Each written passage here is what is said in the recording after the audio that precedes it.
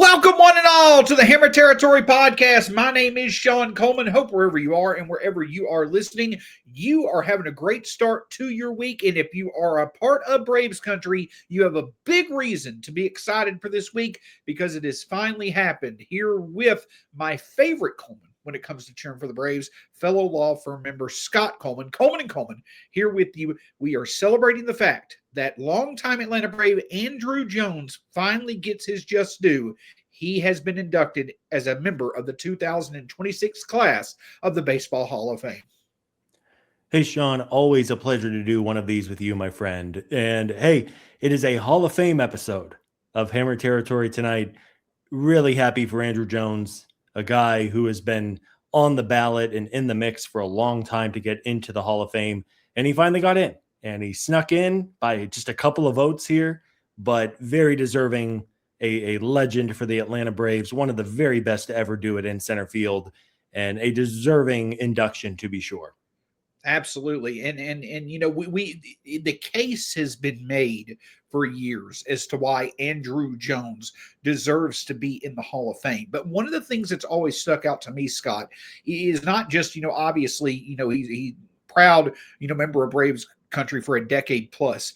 But the fact is that I feel like that the people who make the Hall of Fame, to be able to make the Hall of Fame, you've got to be able to have multiple perspectives really help you stand out. And for Andruw Jones, number one, it was obviously the defense. Arguably, and you can go look at B-WAR, you can go look at F-WAR, you can go look at the highlights, whether it's film, facts, numbers, what have you. Andruw Jones has a case from every perspective to be the best center fielder of all time, best defensive center fielder of all time. To that point, another perspective is he has the argument to be one of the best two-way players of all time. Over 450 career home runs, I believe that's right, 400 at least. Obviously, the defense, but he did it for a decade plus, 10 Gold Gloves, averaged basically 35, 40 homers a year while also playing, near top of the league or at top of the league defense. And then finally, when it came to someone in their 20s, going from the age of 20 to 29, he was one of the most productive players in Major League history in their 20s. So when you look at all those different perspectives, that's why he earned this nod. One of the most exciting players I know you and I have ever seen play. It's just nice to see him get his just due, and also goes again to just how special that early 90s to mid 2000s Braves team was to have another member in the Hall of Fame. I mean, for the rest of the days that baseball has played on Earth, I don't know if we will ever have the collection of Hall of Fame talent on one roster that the Braves had in the 90s and early thousands.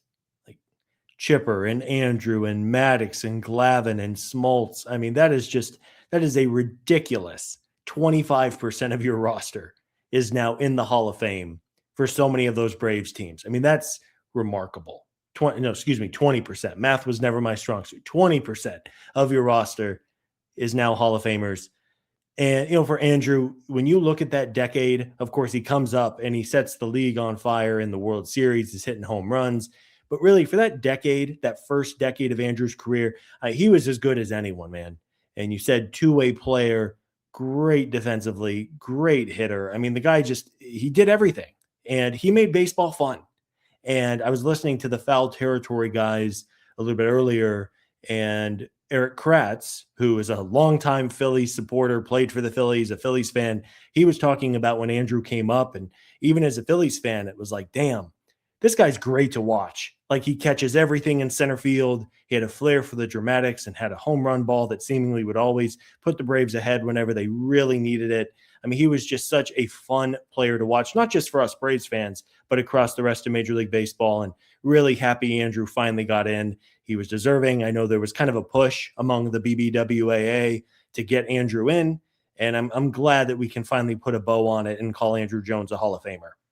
And that's the rare thing about Andruw Jones is that he was probably a bit ahead of his time, right? The fact that he came up, he made his debut. I believe he made his debut. It may not have been his actual debut, but he had the instant impact in the 96 World Series. Though the Braves didn't win, as a 19-year-old, he was hitting for power and he was showing speed. He was showing defense. He was showing instant offense, like we've seen Ronald Acuna Jr. do. Back in the 90s, though, you didn't see that many players coming up at the age of 19 and 20 and making the impact at the level that Andruw did. But not only that, maintaining and improving that impact for a decade plus after that. You see that nowadays, but it was pretty rare back in the 90s. I think that's a bit of an underrated aspect of Andruw Jones's career, is that he, we talked about what he did in his 20s, but it's not like he just was not of this earth in his late 20s. He was highly productive in his early 20s as well, something you're used to seeing nowadays,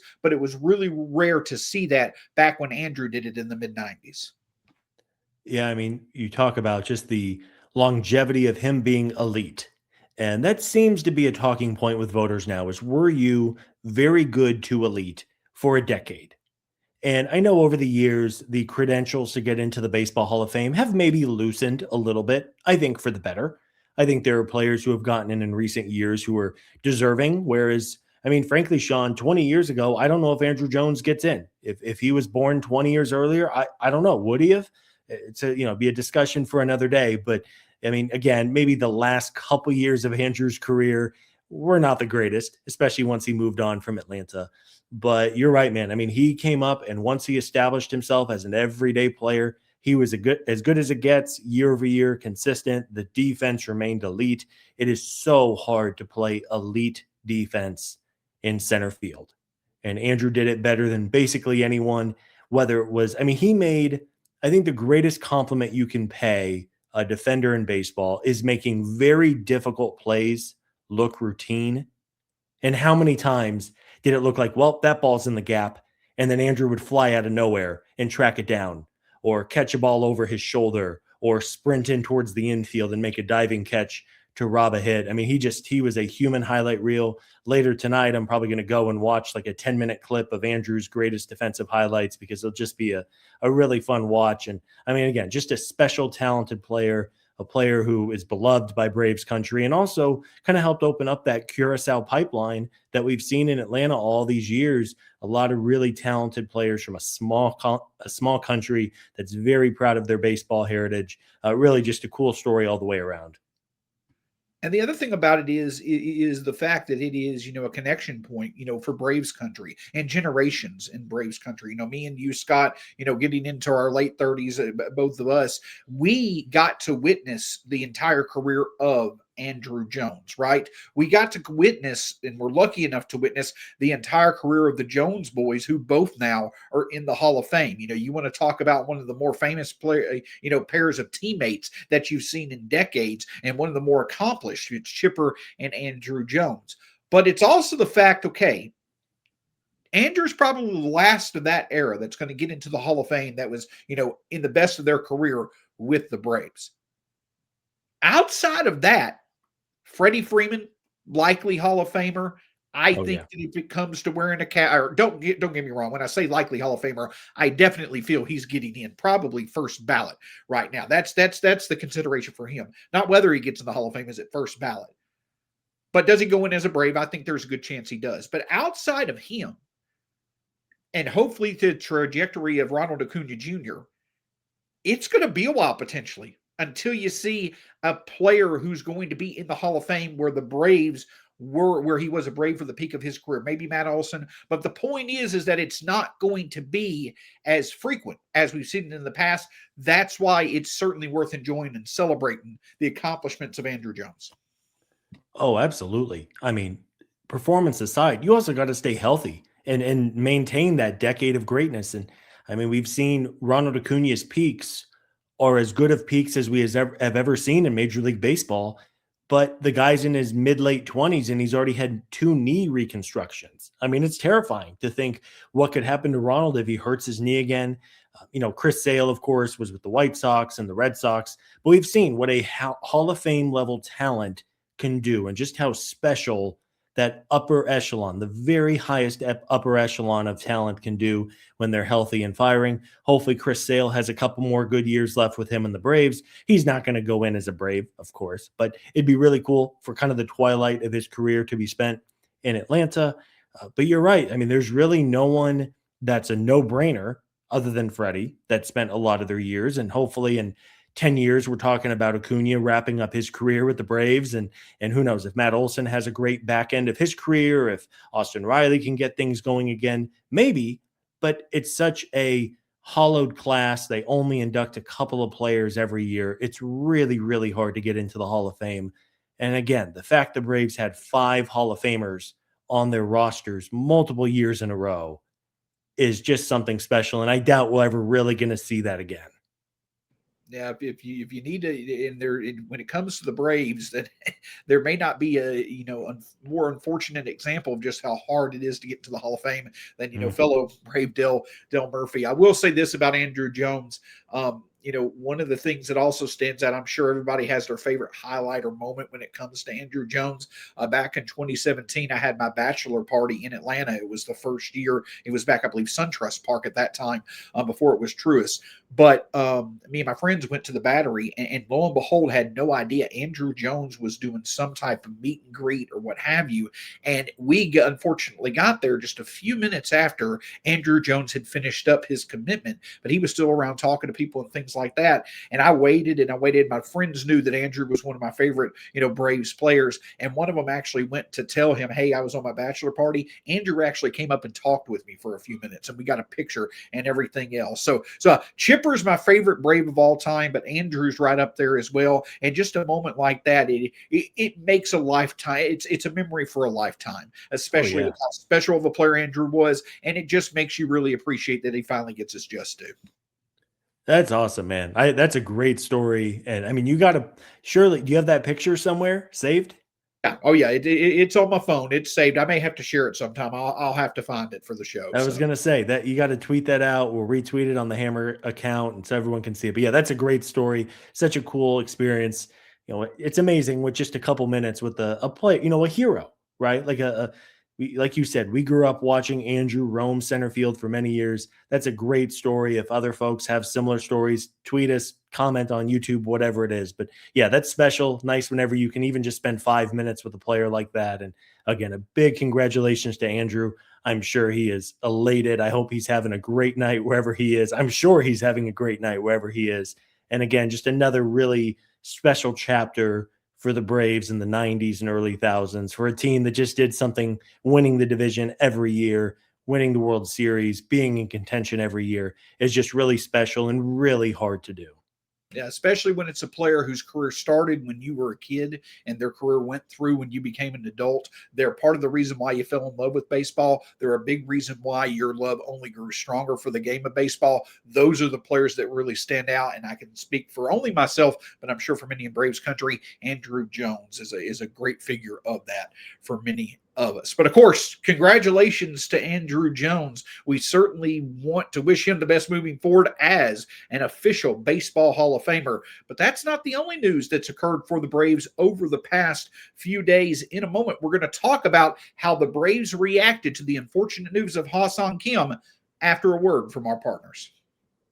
So, Stephen, the holidays have come and gone, and while it was great to spend time with family and friends and to enjoy all the great times, you probably overspent a little bit, as you do every year. But that means with January here, you may be looking at a way to cut costs.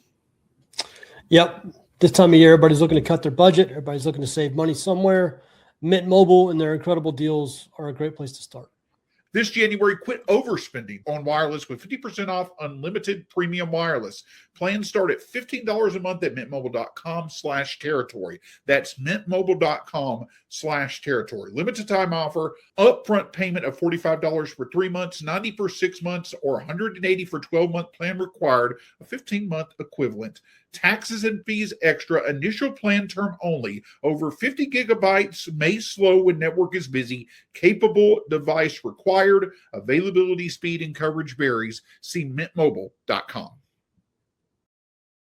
So, Scott, of course, Sunday, It was the unfortunate news when it came to the Braves. We were all hoping to get some type of blue box or some type of announcement, but we weren't hoping it came in the form that it did. Ha-Seong Kim, unfortunately, tearing the tendon in his right middle finger, slipping on ice in Korea. Just one of those freak accidents. Stephen and I talked about it. Of course, you get out. There's the initial disappointment of just another unfortunate experience for the Braves when it comes to an injury. But I know many in Braves country, as they rightfully should, certainly put value on your thoughts and opinions. What was your initial reaction, and now what you're feeling on it 48 hours later after we've learned about the fact that Ha-Seong Kim probably is going to miss a good portion of the start of the 26th season? So, Sean, I was walking around, as any good American does. I was walking around a Buc-ee's gas station. And if you know Buc-ee's is elite. My wife's favorite place on earth. I think it might be mine too. Great place. Highly recommend. If you're ever driving and have never been to a Buc-ee's gas station, pull over, give yourself like an hour and a half to walk around. It's a great experience. But I'm in Buc-ee's. I'm enjoying life. And then my phone buzzes and I look at it and I see the Braves tweet come through that Ha-Seong Kim has injured his hand and is going to miss 4 to 5 months. And I mean, I wish my wife saw me react and she's like, what's wrong? She saw me look at my phone and then make a face of some kind. And she's like, what's wrong? And of course, I don't bore her with Brave stuff. That's why I talk to you and Steven and Brad 3 to 4 times a week during the year. It sucks. I mean, this damn team cannot catch a break on the injury front for 2 years and counting now. Slipping on ice and tearing a tendon in your finger. I mean, come on. It's just bad luck. Thank God the Braves traded for Mauricio Dubon a couple of months ago, because now they have a capable shortstop. Because if they didn't trade for Dubon, I mean, man alive, they would have had to really scramble if Kim was really the only shortstop on the roster. So you have to hope that if Kim is back, maybe by Memorial Day or early June, I would like to think that the Braves are going to be fine with Mauricio Dubon at shortstop every day. You have to cross your fingers now that both Austin Riley and Ozzie Albies are healthy and producing, because you suddenly have mostly lost the ability to use Dubon all over the place, at least until Kim comes back. But yeah, man, I mean, it was just another injury, really? Like, we can't get away. It's 2026. We were hoping to slam the door shut on 25, and apparently we're still going strong. Yeah, and it's just it's unfortunate. It's just the Braves are again. I talked with Steven about this. The Braves aren't to this point, I think, yet. But it just feels like that any time that we finally are getting some stretch of health, to finally have all of our players together to see what they can do, lo and behold, that's right when another injury happens. And so your new reality is that you're never going to be able to see the full capacity of your team at full health. It's just a reality that you have to accept. I don't think we're to that point yet, and I'm hoping we're not going to have to get there. But man, it was unfortunate to see. So Stephen and I spent a portion of the conversation on Sunday, what route would the Braves go? And we both kind of agreed that it was going to be supporting Dubon. Dubon would take over as the main shortstop on an everyday basis, and the Braves would probably sign, some type of, lower tier utility player who could play all over the field, but also you could feel comfortable with at shortstop. And that's exactly what they did. Less than 24 hours after the Kim injury, the Braves signed 30-year-old utility infielder Jorge Mateo. Literally has played all over the diamond. Played some outfield, played some infield, had a very, very good 2022 season. But of course, that was 4 years ago. When I say he had a good season, I meant that he was a very significant positive with the shortstop defense. That's fallen off a bit, but you at least feel comfortable with him there for a game or two if you were to spell Dubon, or if Dubon or Mateo have to fill in somewhere else. The point is he's not going to play that much. But if you need him in the lineup, he at least can play shortstop and he can play reasonable defense. Another thing, though, is that he's one of the fastest players in baseball. So you're adding to another dynamic. A bit more on that in just a moment. But with Mateo, Scott, again, you don't expect much, but you certainly see why the Braves added him. He's not to the level of Dubon as that super utility guy, but at the very least, he's someone that can fill in when needed for a month or two. I mean, I think the easiest way to describe Jorge Mateo is like a poor man's Mauricio Dubon, because this is a guy who has played every position over the years. He's played every position on the diamond other than catcher and first base. He can play shortstop for you. He can play second. He can play third. And he spent some time in the outfield as well. Now, let's be clear. Jorge Mateo is not going to hit very well. If you gave him the same number of plate appearances that Nick Allen got last year, it would probably be pretty similar. Like yeah, I mean, that's the level of hitter Jorge Mateo is at this point. He was very bad last year, although I will say Mateo underwent Tommy John surgery actually in August of 2024. So he hurt his elbow, underwent elbow surgery that ended his 24 season, came back in 25, was a little delayed, and reading between the lines a little bit, it sounds like the elbow continued to bother Mateo throughout the entire season. And he just never found his footing and was quite bad. So you have to hope that now he's another year removed from the elbow surgery. It was on his non-throwing elbow, which is encouraging. And again, I think in a perfect world, we're probably not talking about Jorge Mateo a whole bunch. He only signed for $1 million. So if and when Ha-Seong Kim comes back in May or June, my guess is Mateo's probably going to get squeezed off the roster. But the Braves very clearly had to add somebody to the mix. And because you don't feel very good about Nacho Alvarez's defense, he doesn't really hit. He doesn't really run. Like, it was hard to proceed without some kind of backup plan at shortstop. And hopefully we're not having to call on Mateo all that much. Absolutely. Hopefully he's not thrusted into the starting rotation, or starting lineup due to Devon having to fill in somewhere else because of another significant injury. I will say this about Mateo. I will say this. He can have stretches. They're very short. They're very few and far between where he can show some intriguing power speed combination. He does have noticeably more power production than a Nick Allen, but of course that's not saying much. No offense to Nick Allen. And I will say this also, in the 3 of 4 years in Mateo's career that he has had 100 or more plate appearances, he's had an 80 WRC plus or better. Again, I'm not saying that's good, but I am certainly saying it's better than what the Braves have gotten over the past couple of years at the shortstop position. So again, don't expect much, but that doesn't mean that it can't be positive value when he plays. And the biggest example of how it could be positive value for Mateo may be the most underrated part of this Braves roster now when it comes to the potential value that could come from base running and speed, an aspect of a Braves roster that you haven't really seen as a positive over the past couple of years. In a moment, we're going to discuss more on that here with me and Scott. So, Scott, when it comes to this Braves team, and you talk about, especially on the offensive side of things, you talk about where they need to perform, where they really need to improve to get back to being at the level that they need to for us to contend. It's situational hitting, striking out less, hitting with runners in scoring position, and more than importantly, hitting for power. But I feel more confident in the speed aspect of this Braves team than I have in quite a while, especially when it comes to adding value on the base pass. And there's a couple of reasons for that. Healthy Ronald Acuna Jr., healthy Michael Harris coming into the season. You've got Eli White and Mateo as well. But Scott, there's another reason, and even more so, it comes from a division rival, why I think Braves country should not only be a bit more confident in what the Braves can do on the base pass, but be looking forward to how fun it could be when you get some of these speedy guys together in the lineup. So I think what Sean's referring to is new first base coach, Antoine Richardson. And that was a signing or an addition to the coaching staff that I think, one, Braves fans were excited about, but two, Mets fans were really disappointed to see Richardson leave town. The reason being is Richardson had the Mets running the bases like crazy.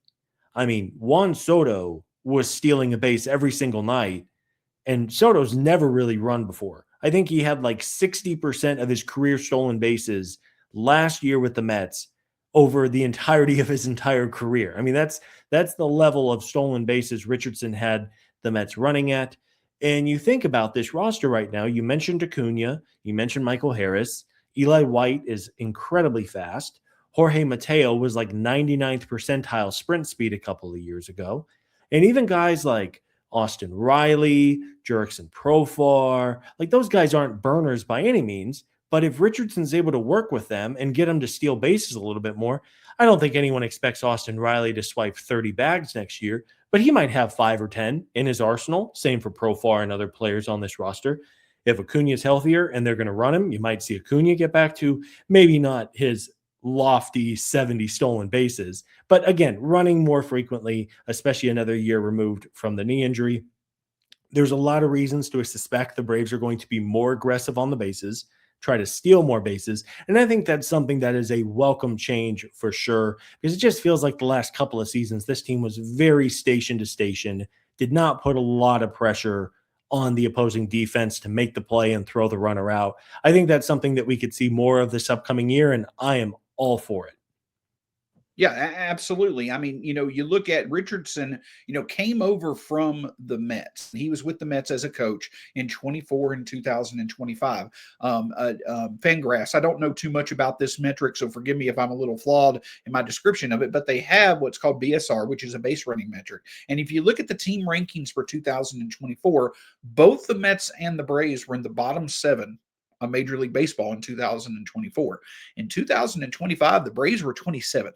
The Mets were 4th. You want to talk about upping the floor of your offense?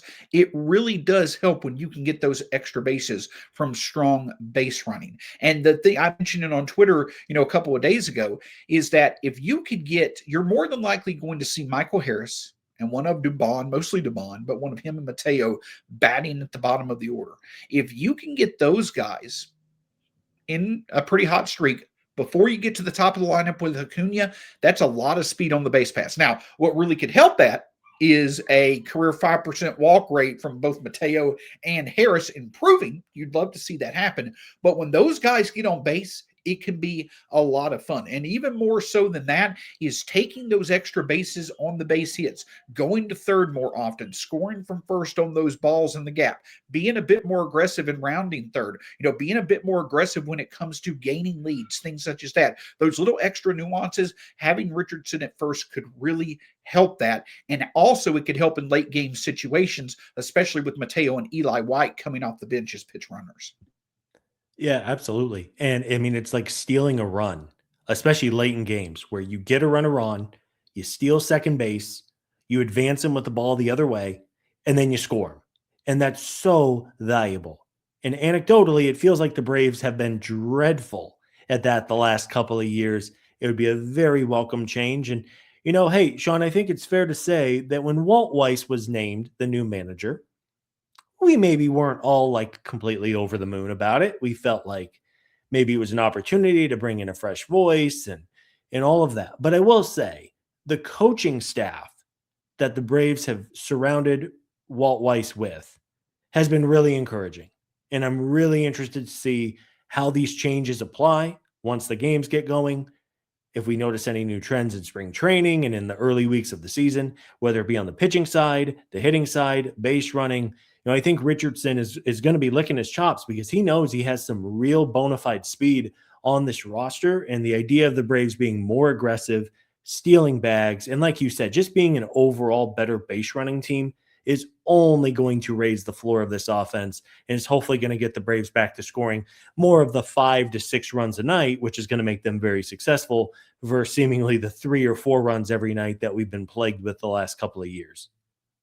Yeah, we looked it up last year when I brought it up. The Braves, when they score more than 5 runs, they win at an 80+% clip. When they score 4 or less runs, they win at like a less than 40% clip. But not only that, Scott, me, you, Stephen, Brad, we were just flabbergasted with how many 1-run games we lost, especially early last year. Just think of those extra runs. Think of those that one extra run early in the game to allow for you to support your pitcher or later in the game to have that big inning. I wish that I would have looked to see how the Mets improved from 24 to 25 in 1-run games, but I imagine it had to be quite good, at least in the first half of last year. That base running where it adds the most value is in those games where it's low scoring and it's close, but you could still that extra run or two with good base running. That's why it's so valuable. That's why if we're not going to be as good in the power department as we all hope we could be, that's an extra way for us to still be able to win games in various ways, which all the best offenses in baseball do. Yeah, and again, I know when Jorge Mateo was announced, like obviously this guy's not that good. Like he is a fine backup utility option, but I get it. And I know people after the Kim injury, it was like, well, now they go get Ketel Marte or Nico Horner. And I mean, I didn't really see that as a possibility. But at least with Mateo, he does things uniquely well. He's very, very fast and he can play shortstop, which is something a lot of players cannot say.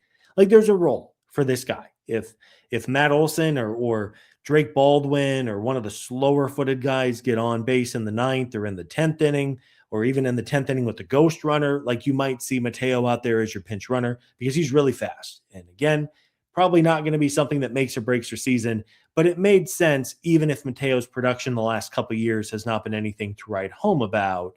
Like he does some things. It's like, yeah, those are some traits you want the 26th man on your roster to have, especially as you're just kind of biding your time until Ha-Seong Kim ultimately returns. So then, Scott, this brings up probably the most burning question of the Braves offseason to lead them to success in 2025. Which aspect of a player gets to 5 first in the 26 season? Will Matt Olson have 5 steals, or will Michael Harris have 5 walks first? Oh, man. I mean, I hope it's Michael Harris because if Agreed. Matt Olson has 5 steals before Michael Harris has 5 walks, we're probably in big trouble. And Matt Olson's going to get a PED test after every night because they're going to wonder what he's on. But yeah, I mean, even, if Matt Olson can be a little more aggressive on the bases, then sure. And you don't want him to be reckless. No one's saying that all of a sudden Olson's going to swipe 40 bags next year, but yeah, that's a great question. Let's all say a little prayer that Michael Harris takes a few more walks this year, because if it's even close, we are in trouble, and Michael Harris is in trouble. If there was ever a year for Michael Harris, and listen, we love Michael Harris. We mention the walks because it's the one key to really unlock him to truly becoming one of the best all-around outfielders in the game. If he can get that walk rate to 7 or 8% this year, get on base more, and then have Richardson and Nazir in first base, you can really, really see a player really blossoming to the next level. So yeah, just a fun aspect of this team that we're not used to seeing that could really open up some things, especially a more consistent offense. Scott, anything else from you as we wrap up this edition? Again, congratulations to 2026 Hall of Famer Andruw Jones. Well-deserved, sir, and best of luck to you. Hope you have a great time in Cooperstown this July. Scott, anything else from you, sir? No, you took the words out of my mouth. Big congrats to Andruw. Maybe foul territory, we can get him on the show or on the network sometime soon to talk to Andruw would be fantastic, and happy for him. A deserving player, a special player, almost like a unicorn type of player when you think about what he's able to do on a baseball field, and really exciting. And then again, we talked about Mateo. Nobody wanted to see Ha-Seong Kim go down, but at least they were able to scramble, get somebody in the mix. And I mean, I guess if you're glass half full, at least Kim got hurt now and not at like the end of spring training, because then they really would have been scrambling. It's unfortunate, but hopefully come Memorial Day or so, we have Ha-Seong Kim back in there and we get to see more of this lineup and this roster we were hoping to see. Yeah, that's another thing about this team. We're talking about aspects of this team that needs to improve. That 75% winning percentage, that the clip that they like to do after Memorial Day during the summer, that would really help things out as well. Getting a healthy Ha-Seong Kim back would certainly help that out. You can find Scott Coleman at Scott Coleman 55 on Twitter/X. That's Scott Coleman, who now is probably the Colts fan most fearful of the Tennessee Titans' new head coaching hire, Robert Saleh. He's quivering. He won't admit it, but he's quivering about the future of going against the Titans. There's no need to comment, Scott. Just go with me here. You can find myself at StatsSAC on Twitter, and you can find Hammer Territory across all forms of social media, part of the Foul Territory family of podcasts. Also to Falcons fans, congratulations on Kevin Stefanski. Until next time, go Braves. We'll talk to you again soon here on the Hammer Territory podcast.